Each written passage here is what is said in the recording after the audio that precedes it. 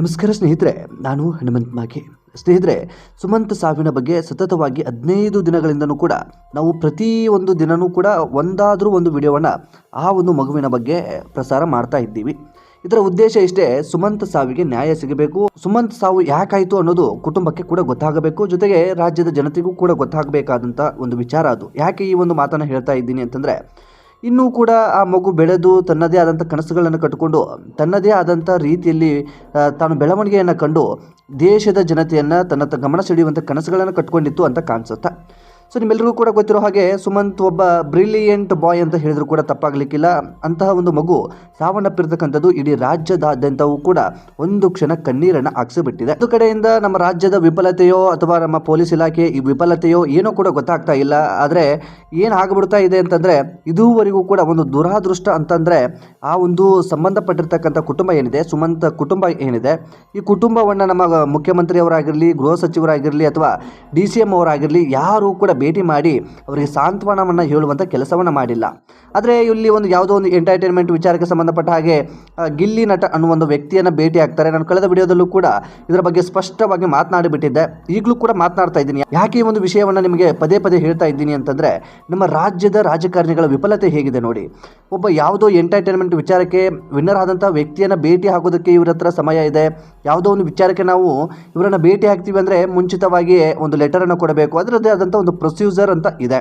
ಆದರೆ ಸಹಜವಾಗಿ ಈ ಒಂದು ಎಂಟರ್ಟೈನ್ಮೆಂಟ್ ವಿಚಾರಕ್ಕೆ ಸಂಬಂಧಪಟ್ಟ ಹಾಗೆ ಒಂದು ಶೋ ಅಲ್ಲಿ ಪಾರ್ಟಿಸಿಪೇಟ್ ಮಾಡಿ ಒಂದು ವಿನ್ನರ್ ಆಗಿರುವಂಥ ವ್ಯಕ್ತಿಯನ್ನು ಭೇಟಿ ಆಗೋದಕ್ಕೆ ಇವರಲ್ಲಿ ಸಮಯ ಇದೆ ಅಂತಂದರೆ, ಒಂದು ರಾಜ್ಯದ ಒಂದು ಮಗು ಸಾವಾಗಿದೆ, ಅವರ ಕುಟುಂಬ ಆ ಮಗುವಿನ ನೆನಪಲ್ಲೇ ಕಣ್ಣೀರನ್ನು ಆಗ್ತಾ ಇದೆ. ಆ ಕಣ್ಣೀರನ್ನು ಒರೆಸುವಂಥ ಒಂದು ಸೌಜನ್ಯವೂ ಕೂಡ ನಮ್ಮ ರಾಜಕಾರಣಿಗಳಿಗೆ ಇಲ್ಲದಂತ ಆಗಿಬಿಡ್ತಾ ಅನ್ನೋ ಒಂದು ಪ್ರಶ್ನೆ ಸಹಜವಾಗಿ ಈ ಸಂದರ್ಭಕ್ಕೆ ಕಾಡುತ್ತೆ. ಸುಮಂತ್ ಮನೆಗೆ ಬಂದರೆ ಇವರಿಗೆ ವೋಟಿಂಗ್ ಆಗಿರ್ಬೋದು ಅಥವಾ ಪ್ರಚಾರ ಆಗಿರ್ಬೋದು ಅಥವಾ ಇನ್ನೇನೋ ಸಿಗುತ್ತೋ ಇಲ್ವೋ ಗೊತ್ತಿಲ್ಲ. ಆದರೆ ಈ ಒಂದು ಗಿಲ್ಲಿ ವಿಚಾರಕ್ಕೆ ಬರೋದಾದರೆ ಅಥವಾ ಗಿಲ್ಲಿಯನ್ನು ಭೇಟಿ ಆಗೋದ್ರಿಂದ ಮುಂದಿನ ಎಲೆಕ್ಷನ್ನಲ್ಲಿ ಈ ಒಂದು ಗಿಲ್ಲಿ ಅಭಿಮಾನಿಗಳು ನಮಗೆ ವೋಟ್ ಹಾಕಬಹುದು ಅನ್ನೋ ಕಾರಣಕ್ಕೆ ಆ ಒಂದು ವ್ಯಕ್ತಿಯನ್ನು ಭೇಟಿ ಆಗ್ತಾ ಇದ್ದಾರೇನೋ ಅದು ಕೂಡ ಗೊತ್ತಾಗ್ತಾ ಇಲ್ಲ. ಸೊ ಇದೊಂದು ದುರಾದೃಷ್ಟ ಅಂತ ಹೇಳಿದ್ರು ಕೂಡ ತಪ್ಪಾಗಲಿಕ್ಕಿಲ್ಲ. ರಾಜ್ಯದಲ್ಲಿ ಯಾವುದೋ ಒಂದು ವ್ಯಕ್ತಿ ಕಣ್ಣೀರನ್ನು ಹಾಕ್ತಾ ಇದ್ರೆ ಅವರಿಗೆ ಅದು ಮುಖ್ಯ ಆಗೋದಿಲ್ಲ. ಯಾವ ವ್ಯಕ್ತಿ ಸಂತೋಷದಲ್ಲಿದ್ದಾನೆ, ಯಾವ ವ್ಯಕ್ತಿ ಒಂದು ಗೆದ್ದಿದ್ದಾನೆ, ಆ ಒಂದು ವ್ಯಕ್ತಿಯ ಜೊತೆಗೆ ನಿಂತ್ಕೊಳ್ಳೋದಕ್ಕೆ ನಮ್ಮ ರಾಜಕಾರಣಿಗಳಿಗೂ ಕೂಡ ಒಂದಿಷ್ಟು ಸಮಯ ಅಂಥದ್ದೆಲ್ಲವೂ ಕೂಡ ಇದೆ. ಯಾಕೆ ಒಂದಿಷ್ಟು ಆಕ್ರೋಶ ಭರಿತವಾಗಿ ಮಾತನಾಡ್ತಾ ಇದ್ದೀವಿ ಅಂತಂದರೆ, ಇಂತಹ ವ್ಯವಸ್ಥೆ ಇರೋದ್ರಿಂದನೇ ನಮ್ಮ ರಾಜ್ಯದಲ್ಲಿ ಇಂತಹ ಒಂದು ಪರಿಸ್ಥಿತಿ ಇರುವಂಥದ್ದು. ಅಂದರೆ ಏನು ಬೇಕಾದರೂ ಆಗಬಹುದಾದಂಥ ಪರಿಸ್ಥಿತಿಗಳು ನಮ್ಮ ರಾಜ್ಯದಲ್ಲಿ ಹುಟ್ಟಿಕೊಳ್ತಾ ಇರುವಂಥದ್ದು. ನಿಜಕ್ಕೂ ಹೇಳೋದಕ್ಕೆ ಸಾಕಷ್ಟು ನೋವು ಕೂಡ ಆಗಿಬಿಡುತ್ತೆ. ಈ ಒಂದು ವಿಷಯವನ್ನು ಏನು ಮಾಡೋದಕ್ಕೂ ಕೂಡ ಆಗೋದಕ್ಕೆ ಸಾಧ್ಯ ಆಗ್ತಾ ಇಲ್ಲ.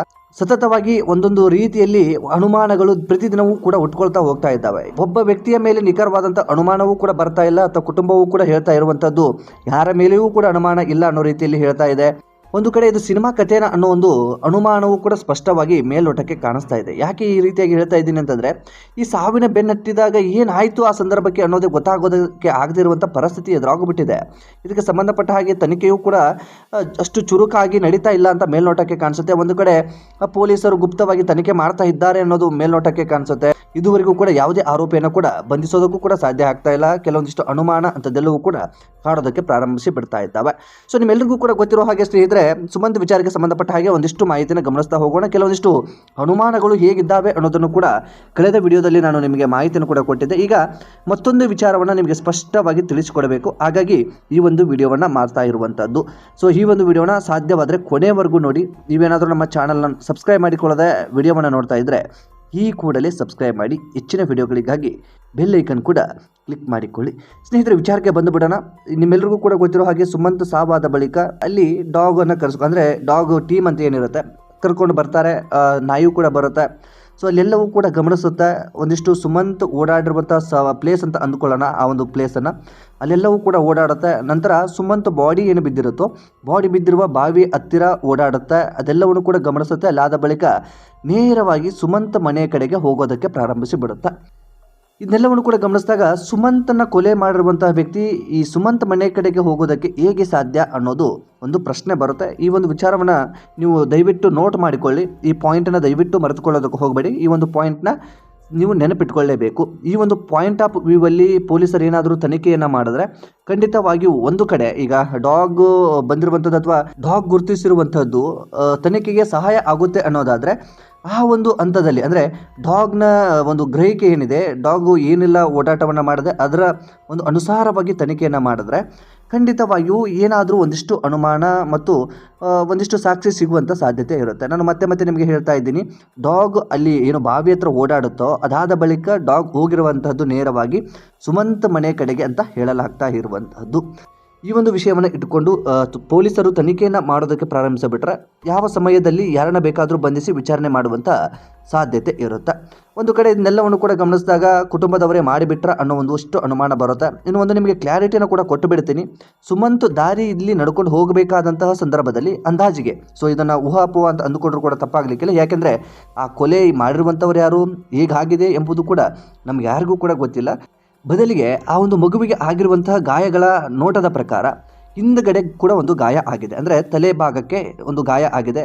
ಹಿಂದಿಂದ ಬಂದು ಯಾರೋ ಹೊಡೆದಿರೋ ರೀತಿಯಲ್ಲಿ ಭಾಸವಾಗುತ್ತೆ. ಅದಾದ ಬಳಿಕ ತಲೆಯ ಮೇಲೆಯೂ ಕೂಡ ಒಂದು ಗಾಯ ಆಗಿದೆ. ಸ್ಪಷ್ಟವಾಗಿ ಹಿಂದ್ಗಡೆ ಹೊಡೆದಂಥ ಸಂದರ್ಭದಲ್ಲಿ ಮತ್ತೆ ಮುಂದ್ಗಡೆನೂ ಹೊಡೆದಿದ್ದಾರೆ ಅನ್ನೋದು ಮೇಲ್ನೋಟಕ್ಕೆ ಕಾಣಿಸುತ್ತೆ. ಹೀಗಾಗಿದೆ ಎಂಬುದು ಕೂಡ ನಮಗೆ ಗೊತ್ತಿಲ್ಲ. ಅದರ ವಿಚಾರಕ್ಕೆ ಸಂಬಂಧಪಟ್ಟ ಹಾಗೆ ಪೊಲೀಸರು ತನಿಖೆಯನ್ನು ಮಾಡ್ತಾ ಇರ್ತಾರೆ.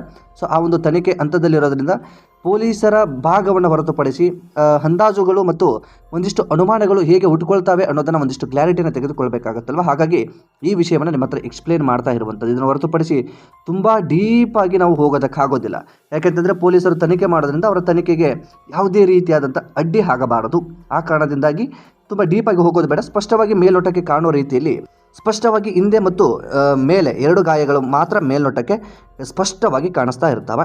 ಸೊ ಇದನ್ನೆಲ್ಲವನ್ನು ಕೂಡ ಗಮನಿಸಿದ ಬಳಿಕ ಸುಮಂತ್ ಆ ಒಂದು ಹೊಡೆತ ಆದ ಬಳಿಕ ಸುಮಂತ್ ಅಲ್ಲೇ ಪ್ರಜ್ಞೆ ತಪ್ಪಿ ಬಿದ್ದಿರಬಹುದು ಅಂತ ಮೇಲ್ನೋಟಕ್ಕೆ ಅನಿಸುತ್ತೆ, ಅಥವಾ ಅದೇ ಸ್ಥಳದಲ್ಲಿ ಸಾವನ್ನು ಕೂಡ ಅಪ್ಪಿರುವಂಥ ಸಾಧ್ಯತೆ ಇರಬಹುದು ಅಂತ ಮೇಲ್ನೋಟಕ್ಕೆ ಅನಿಸುತ್ತೆ.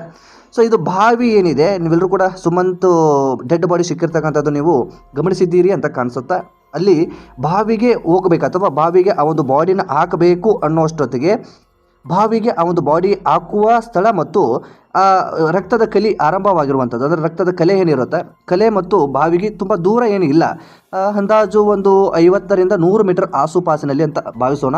ಸೊ ರಸ್ತೆಯಿಂದ ಹಿಡಿದು ಬಾವಿಯ ಸಮೀಪಕ್ಕೆ ಹೋಗಿ ಬಾವಿ ಸಮೀಪದಲ್ಲಿ ರಕ್ತ ತುಂಬಾ ಸೋರಿಕೆ ಆಗಿರುತ್ತೆ, ಅಂದರೆ ರಕ್ತ ತುಂಬ ಹರಡಿಕೊಂಡು ಬಿಟ್ಟಿರುತ್ತೆ. ಅಂದರೆ ಸ್ಪಷ್ಟವಾಗಿ ಅಲ್ಲಿ ನಾವು ಅರ್ಥ ಮಾಡ್ಕೊಳ್ಬೇಕು, ಅಲ್ಲಿ ಬಹುಶಃ ಆ ಒಂದು ಬಾಡಿಯನ್ನು ತೆಗೆದುಕೊಂಡು ಬಂದು ಬಾವಿಯ ಸಮೀಪ ಇಟ್ಟಿದ್ದಾರೆ. ಜೋರಾಗಿ ಎಸೆದ್ರೆ ನೀರಿನ ಸಪ್ಪಳಕ್ಕೆ ಯಾರಾದರೂ ಬಂದು ಬಿಡಬಹುದು ಅನ್ನೋ ಒಂದು ಅನುಮಾನ ಅವರಿಗೆ ಕಾಡಿದೆ ಅನ್ನೋ ಗೊತ್ತಿಲ್ಲ.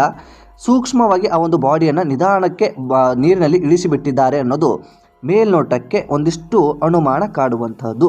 ಸೊ ಇದಾದ ಬಳಿಕ ಬ್ಯಾಟರಿ, ಆ ಒಂದು ವ್ಯಕ್ತಿಯ ಕೈಯಲ್ಲಿದ್ದಂತಹ ಬ್ಯಾಟರಿಯೂ ಕೂಡ ಅದೇ ನೀರಿನಲ್ಲಿಯೂ ಕೂಡ ಪತ್ತೆ ಆಗುತ್ತೆ. ಸೊ ಸುಮಂತ್ ಬಾಡಿ ತೆಗೆದ ಬಳಿಕ ಆ ಒಂದು ನೀರನ್ನು, ಬಾವಿಯಲ್ಲಿರುವಂಥ ನೀರನ್ನು ಎಲ್ಲವನ್ನು ಕೂಡ ಕ್ಲಿಯರ್ ಮಾಡ್ತಾರೆ.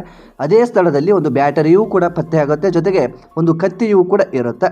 ಸೊ ಇಲ್ಲಿ ನಾವು ಅರ್ಥ ಮಾಡಿಕೊಳ್ಳಬೇಕು, ಕತ್ತಿಯಿಂದ ಆ ಒಂದು ವ್ಯಕ್ತಿಯ ಮೇಲೆ ಹಲ್ಲೆ ಮಾಡಿರಬಹುದು ಅನ್ನೋದು ಒಂದು ಅನುಮಾನ. ಆದರೆ ಸುಮಂತ್ ಬಾಡಿ ಸಿಕ್ಕಿರುವಂಥ ಸ್ಥಳಕ್ಕೂ ಮತ್ತು ಆ ಒಂದು ಅವನ ಕೈಯಲ್ಲಿರುವಂಥ ಬ್ಯಾಟರಿ ಅಥವಾ ಲೈಟ್ ಅಂತ ಏನು ಕರಿತೀವಿ, ಟಾರ್ಚನ್ನು ತೆಗೆದುಕೊಂಡು ಏನು ಹೋಗಿರ್ತಾನೋ ಆ ಟಾರ್ಚ್ಗೂ ಅಲ್ಲಿ ಬೇರೆ ಯಾವುದೇ ರೀತಿಯಾದಂಥ ದೂರದ ವ್ಯತ್ಯಾಸ ಇರೋದಿಲ್ಲ. ಬಾಡಿ ಸಿಕ್ಕಿರುವಂಥ ಸ್ಥಳ ಏನಿದೆಯಲ್ಲ ಆ ಸ್ಥಳದಿಂದ ಅದೇ ಸೈಡಿನಲ್ಲಿ ಒಂದಿಷ್ಟು ಮುಂದಕ್ಕೆ ಆ ಒಂದು ಬ್ಯಾಟರಿ ಸಿಕ್ಕಿರುವಂಥದ್ದು, ಅಂದರೆ ಪತ್ತೆ ಆಗಿರುವಂತಹದ್ದು.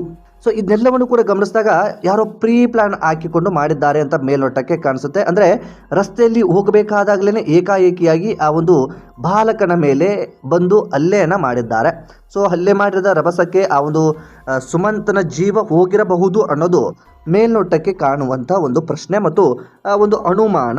ಸೊ ಇಂಥದ್ದೆಲ್ಲವನ್ನು ಕೂಡ ಗಮನಿಸಿದಾಗ ಈ ಒಂದು ಡಾಗು ಬಂದಿರುವಂಥದ್ದಾಗಿರ್ಬೋದು, ಆ ವ್ಯಕ್ತಿಯ ಮೇಲೆ ಆಗಿರುವಂಥ ಗಾಯಗಳಾಗಿರ್ಬೋದು ಮತ್ತು ಒಂದಿಷ್ಟು ಅನುಮಾನಗಳಾಗಿರ್ಬೋದು, ಇದೆಲ್ಲವನ್ನು ಕೂಡ ಗಮನಿಸಿದಾಗ ಎಲ್ಲೋ ಒಂದು ಕಡೆ ಕೊಲೆಗಾರರು ಬೇರೆ ದೂರ ಎಲ್ಲಿಯೂ ಕೂಡ ಹೋಗಿಲ್ಲ, ಸುತ್ತಮುತ್ತಲಿನಲ್ಲೇ ಇದ್ದಾರೆ.